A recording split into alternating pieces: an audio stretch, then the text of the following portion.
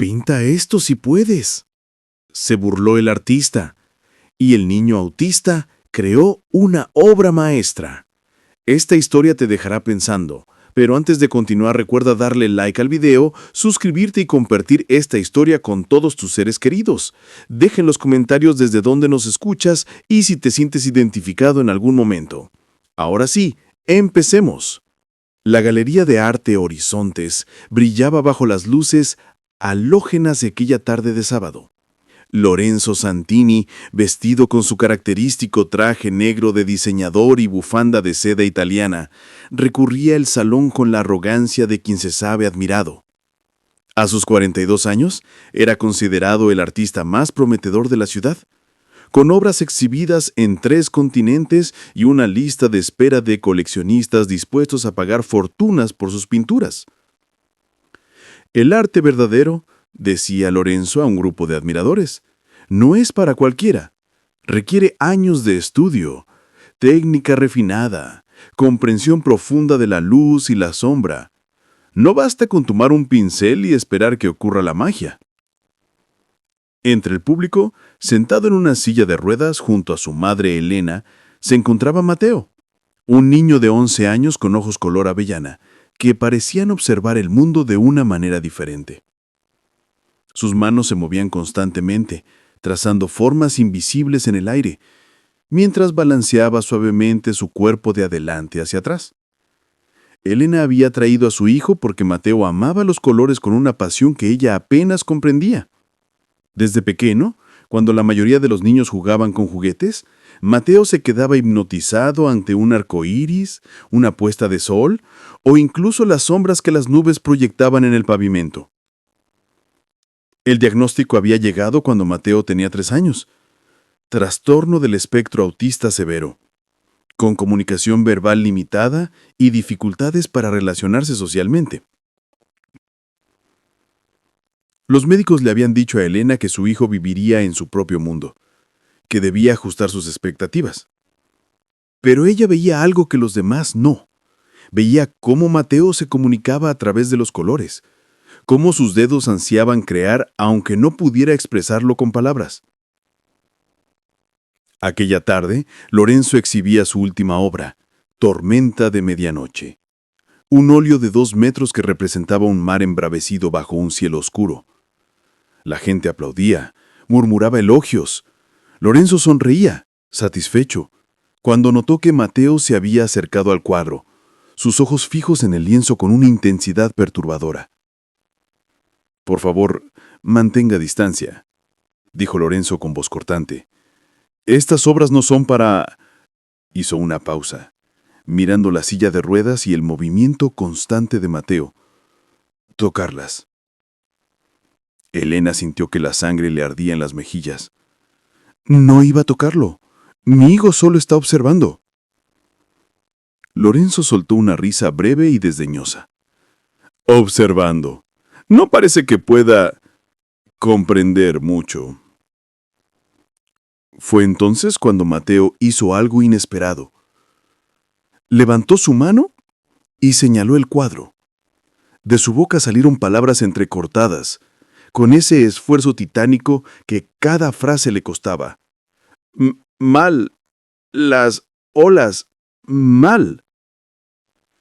El silencio cayó sobre la galería como una manta pesada. Lorenzo frunció el ceño. Su rostro enrojeció. «¿Qué has dicho?» Elena intentó llevarse a su hijo, pero Mateo insistió, sus dedos trazando movimientos ondulantes en el aire. «Las olas...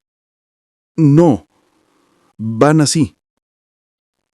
Lorenzo soltó una carcajada que sonó hueca en el espacio de la galería. «¿Me está dando lecciones de arte?» Miró a su alrededor buscando complicidad entre los presentes. «Esto es extraordinario. Un niño que apenas puede hablar pretende corregir mi técnica». Algunos entre el público rieron nerviosamente.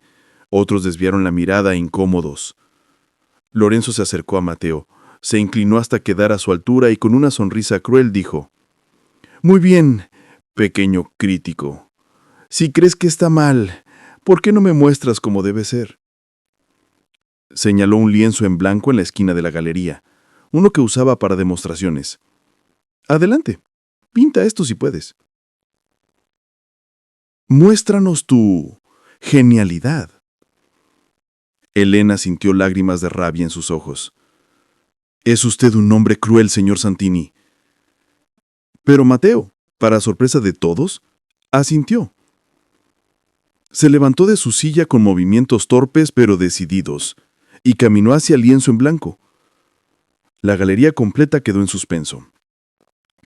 Lorenzo cruzó los brazos, su sonrisa todavía burlona. Esto será interesante. Lo que nadie sabía, lo que ni siquiera Elena conocía por completo, era que Mateo llevaba años pintando en su casa. No con palabras, no con explicaciones, sino con una necesidad primitiva de traducir lo que su mente veía. Elena le había dado acuarelas, témperas, cualquier material que pudiera mantenerlo tranquilo durante sus crisis. Y en el sótano de su modesta casa, guardadas en cajas, había docenas de pinturas que Mateo creaba durante las noches de insomnio, cuando el mundo era solo él y los colores. Comenzó a pintar. No pidió instrucciones, no pidió ayuda. Sus movimientos, aunque poco convencionales, tenían una certeza que sorprendió a los presentes. No pintaba con la técnica clásica que Lorenzo pregonaba, pintaba con las manos a veces, con los dedos, extendiendo el azul y el verde en movimientos circulares que parecían caóticos, pero que, gradualmente, comenzaban a formar algo. Lorenzo Santino no asistió a la inauguración. Se había encerrado en su estudio, enfrentando un vacío existencial que ningún éxito previo podía llenar. Pasó semanas sin pintar, mirando lienzos en blanco, preguntándose si alguna vez había creado algo genuino, o si toda su carrera había sido solo técnica sin alma. Fue Elena quien lo encontró, 2 meses después, sentado en un banco del parque frente a la galería de Moretti. Llovía ligeramente y él no llevaba paraguas.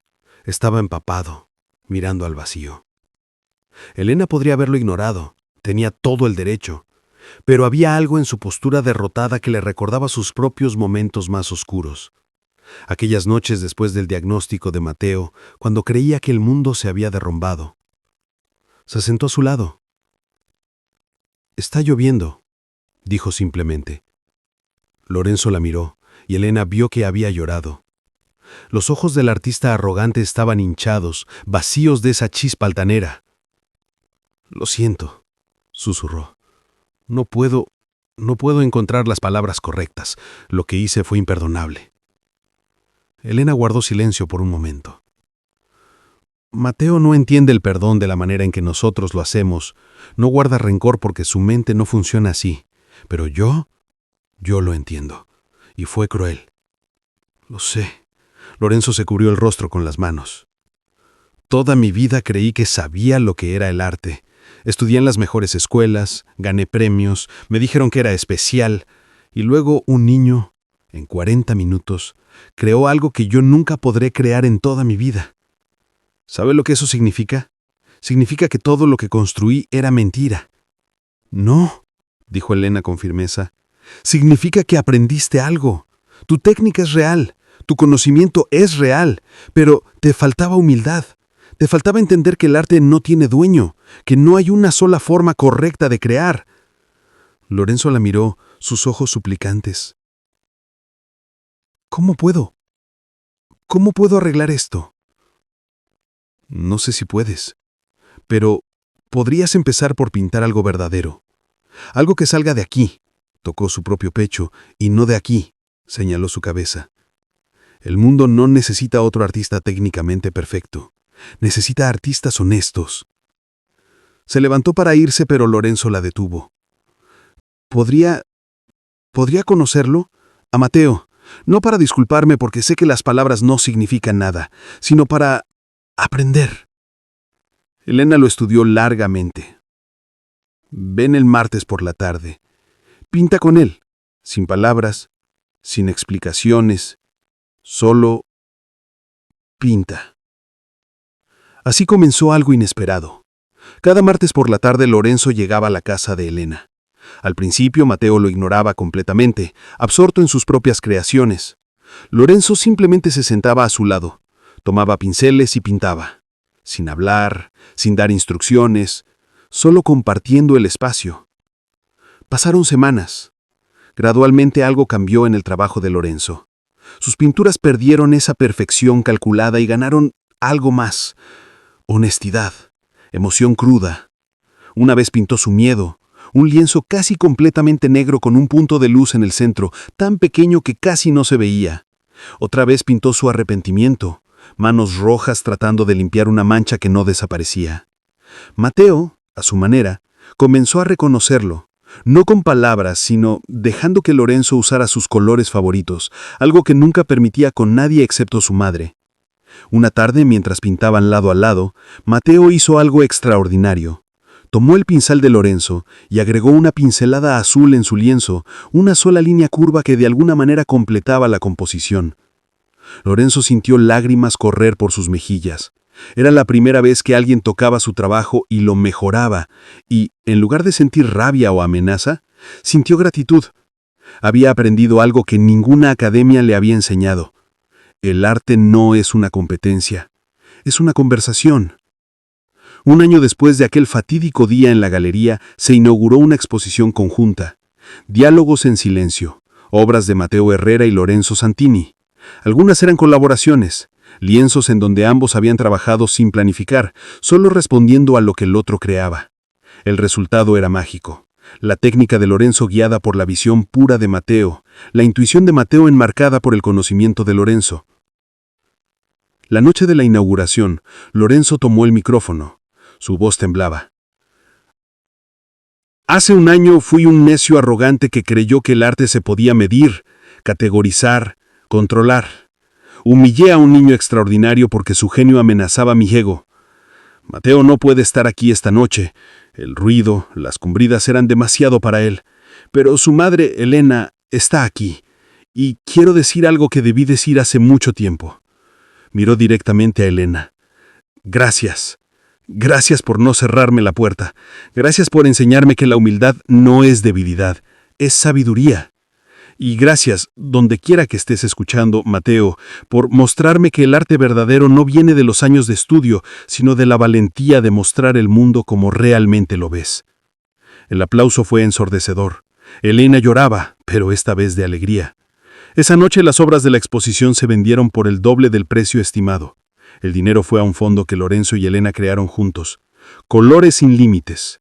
Una fundación que proveía materiales de arte y clases adaptadas a niños con autismo y otras condiciones que la sociedad muchas veces marginaba.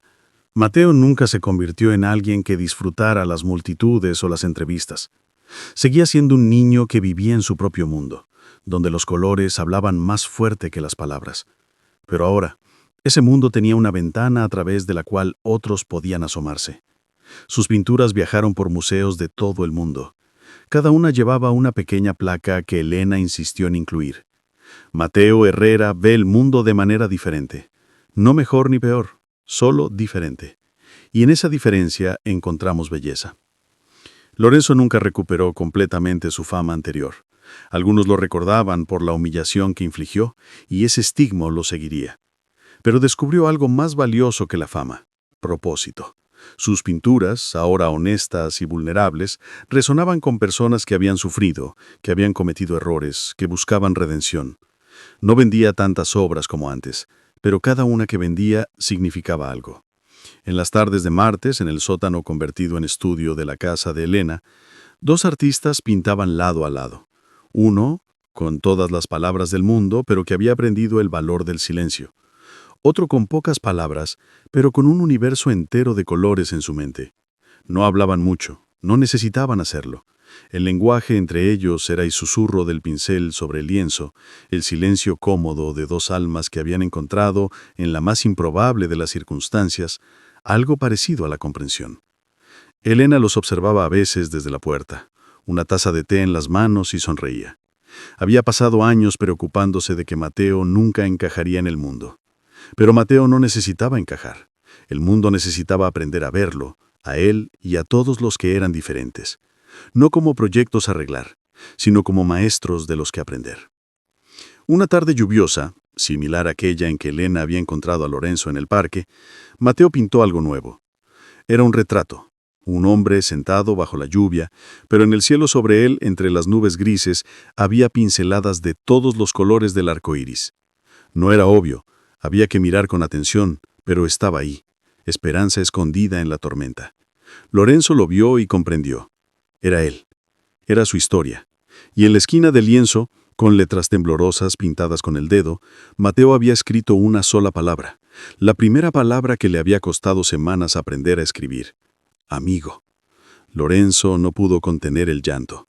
Se arrodilló junto a Mateo, quien continuaba pintando, ajeno al impacto de su gesto. Le tocó suavemente el hombro, un toque que Mateo normalmente rechazaba, pero que esta vez toleró. «Gracias», susurró Lorenzo. «Gracias por enseñarme a ver». Mateo no respondió con palabras. Simplemente le alcanzó un pincel nuevo, azul cielo, el color favorito de ambos, y juntos en ese sótano lleno de pinturas que testimoniaban dolor y esperanza, humillación y redención, siguieron creando. Dos almas rotas a su manera, que habían encontrado en el arte algo más grande que el talento o la técnica. Habían encontrado la posibilidad de sanación, el milagro cotidiano de que, incluso después de la oscuridad más profunda, siempre hay espacio para la luz.